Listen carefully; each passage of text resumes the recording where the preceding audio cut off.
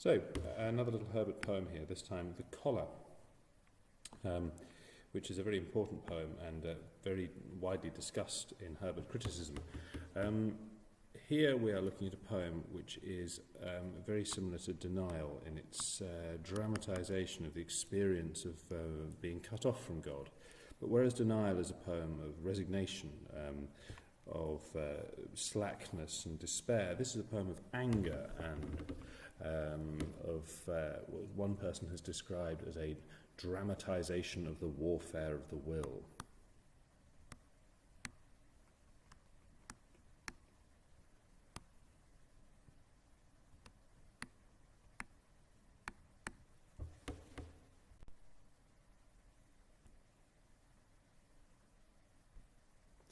So let's have a read of it. I struck the board and cried, "No more. I will abroad. What shall I ever sigh and pine? My lines of life are free, free as the road, loose as the wind, as large as store. Shall I still be in suit? Have I no harvest but a thorn to let me blood and not restore what I have lost with cordial fruit? Sure there was wine before my sighs did dry it. There was corn before my tears did drown it. Is the year only lost to me? Have I no bays to crown it, no flowers, no garlands gay, all blasted, all wasted? Not so, my heart, but there is fruit, and thou hast hands. Recover all thy sigh-blown age on double pleasures. Leave thy cold dispute of what is fit and not. Forsake thy cage, thy rope of sands, which petty thoughts have made, and made to thee good cable to enforce and draw and be thy law, whilst thou didst wink and wouldst not see. Away, take heed, I will abroad. Call in thy death's head there, tie up thy fears. He that forbears to suit and serve his need deserves his load.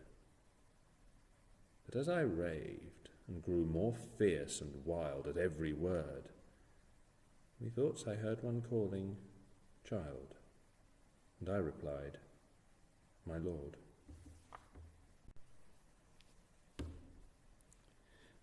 So as you can see, the poem works fairly straightforwardly. It begins with a statement of rejecting God. I will abroad. I want to abroad in this sense means not to another country, just away from here on a journey. And it ends with God calling child, and the speaker reconciles himself to God. He says, "My Lord." It is, however, a little bit more complex than that, and it's worth exploring and making sure we understand a lot of the imagery before we begin to discuss it critically. To strike the board and cry, well, here the board could mean simply a table, although by implication it means the altar. To sigh and pine, of course, to pine is to live in a state of mental and physical decline, often used in the feeling of a broken heart. You pine for someone you love. The third line, here is a statement of intent. My lines and life are free, free as the road. Now, my lines here seems to be quite self-conscious. This is a poet speaking. My lines are free. And when we look at this poem, it looks like free verse, doesn't it? In fact, it looks like the sort of poetry that won't be written for another 300 years until poets like T.S. Eliot, Ezra Pound, H.D., all of these poets of the early years of the 20th century. And in fact, just looking at it on the page, the irregular line lengths, the lack of any stable rhyme scheme, all evoke the poetry of 1920s onwards. So it's amazing that Herbert should be writing this sort of poetry, taking such extraordinary liberties with form. So the poet has stated his intent, or the speaker has at least. My lines and life are free, free as the road, loose as the wind, as large as store. What a wonderful series of lines here building to this climax of as large as store, these three similes, setting out his statement of his belief in his own powers as a poet, to be as free as the wind, as large as store. And I think we have to imagine a great barn or granary here. Interestingly, it reminds us of Easter wings. And we in that poem, God who created man in wealth and store, that image of richness. And we have to be alert in this poem to points where the speaker is taking on himself attributes for human greatness, but very often using language, perhaps unconsciously, that echoes the gifts that God has given to man. So this is a really interesting poem exploring how the unconscious, how in this case the unconscious religious belief that remains for the speaker even as he rejects God, how the unconscious can shape our language.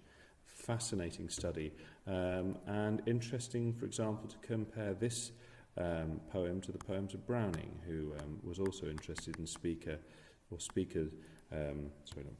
Browning, who was interested in speakers who weren't fully aware of the implications of their words. So anyhow, the line, shall I still be in suit? To be in suit is perhaps, to sue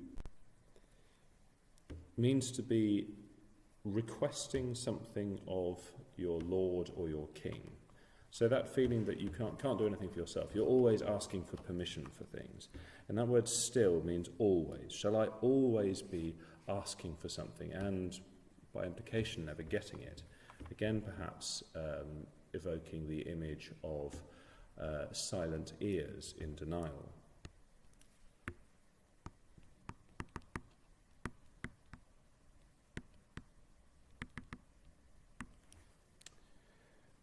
So then the poem goes on and sets out an important pattern of images of nature. And the poet complains, "Have I no harvest, but a thorn to let me blood?" Of course, you would hope to harvest rich, beautiful things like grain or grapes, but here all the speaker seems to harvest is thorns, which let me, in other words, in a sense, cause my blood to flow. It's a deeply selfish image here. The poet, my lines, desires perhaps recognition, earthly riches for his poetry, and yet all he gets is a thorn, this constant pain which causes blood to flow, and nothing to restore what he's lost with cordial fruit. Now, cordial here means pleasant tasting, but again, exploring this idea of the unconscious in the poem, the thorn and the fruit in these two lines also echo the images of Christ's sacrifice on the cross. So the thorn, of course, is like the crown of thorns. And in Christian symbolism, the fruit of the it recalls the fruit of the tree of knowledge, which Eve ate and caused man's fall. But it also then looks forward to the fruit, which is a metaphor for Christ's blood, which restores man to God. So even while the speaker is complaining in very secular, i.e. worldly terms about what he desires, unconsciously the language of religion is always there in his poem. And I think we see in this next part of the poem a feeling that perhaps a rejection of a poem like, for example, Denial. Sure, there was wine before my sighs did dry it. And if we read Denial, the image of sighing, of longing, of loss is there. There was corn before my tears did drown it. What good has sighing and weeping done this poet? All it's done is dry wine and drown corn. But again, of course, wine and corn prefigure the Eucharist. looking forward to the bread which Christians consume at the altar. So even while the speaker, as I've said before, desires worldly pleasures of wine and nice food, he's doing so in terms that remind us explicitly of Christ's sacrifice on the cross. The unconscious religious belief is always there, even while the speaker is talking about other things. Is this year only lost? Here, I think, if we read only in the sense of nothing but lost to me, have I achieved nothing this year? Have I no bays to crown it? Now, a bay is the wreath which was placed on the head of the winner of a poetry competition in classical antiquity. So it's a classical symbol of poetic mastery and greatness. Of course, it also echoes the image of harvests from earlier in the poem. He desires flowers and garlands and feels that he has achieved nothing but to blast them and waste them. Now, to blast and waste, as you can imagine, it develops this image of sighs, drowning and drying are then developed in this image of blasting and wasting here. It's just fascinating. I mean, on the page you can see immediately, can't you, the way that Herbert is using these very, very short lines. Here we have a sort of rhyming couplet, blasted, wasted, probably in 17th century pronunciation these two words would have rhymed. But up until this point, the rhyme scheme has been highly irregular. There is rhyme. I wonder if perhaps that's suggesting that even while man is trying to be free, that rhyme is there, it will persist, a little bit like the calling at the end. Through all the raving and the chaos, that rhyme will go on. Now at this point, a new speaker appears, not so my heart, and I think this is a voice of temptation, and it's telling him to look after himself. There is fruit, and thou hast hands. In other words, if you go out, there's fruit for you to get for yourself. This very selfish idea of temptation. Recover thy sigh-blown age on double pleasures. In other words, go out and find what's really pleasurable. The cold dispute, which he's tempted to leave thy cold dispute, perhaps recalls the style of education you would have had at Cambridge when Herbert was there, of learned academic discussions of points of theology. And in fact, Herbert himself did say that dispute, i.e. sort of arguing about minor points of religion, was the scab of the church, which is a rather wonderful description. You have to remember, at the time that Herbert was writing this, wars were being fought quite enthusiastically and very bloodily over very minor points of religion and stuff that we would nowadays perhaps believe it very hard for people to get that excited about. The following lines, forsake thy cage, thy rope of sounds. Now, that forsake thy cage, obviously we can see, is break out of this cage which you've made for yourself almost, your petty thoughts. The rope of sounds is a rather splendid image. It is a proverb for something which is pointless. You can't make a rope out of sand, so stop trying. If you try to make a rope out of sand, it falls apart.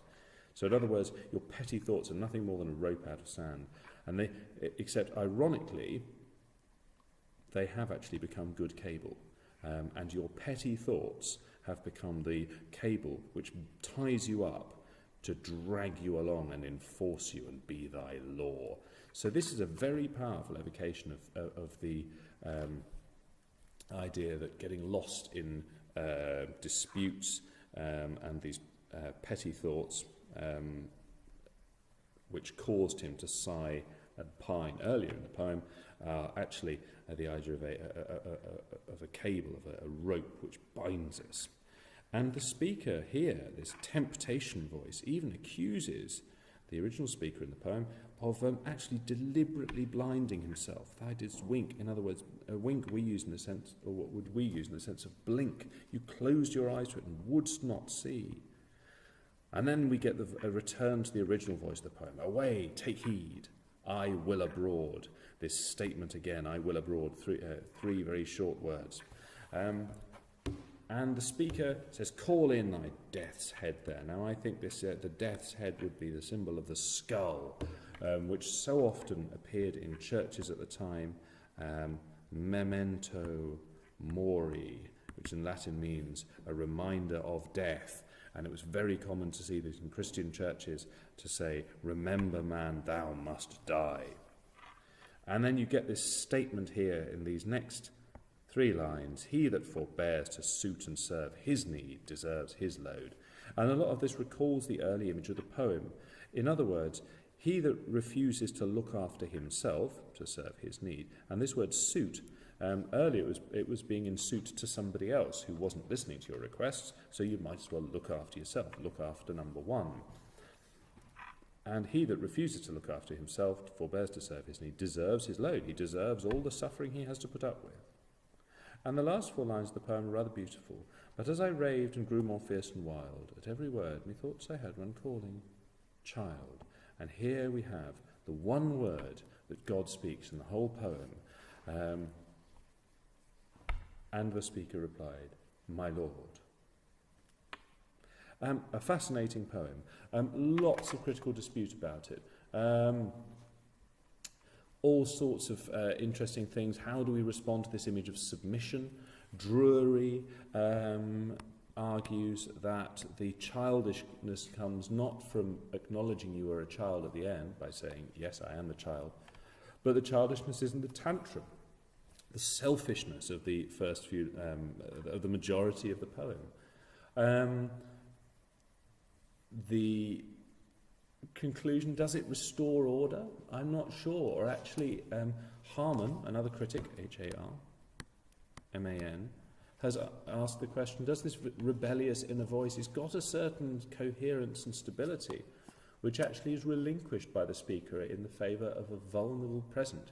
It's actually the last line is not a sort of it's actually quite a risky position to put yourself in. It is a favour of a vulnerable present.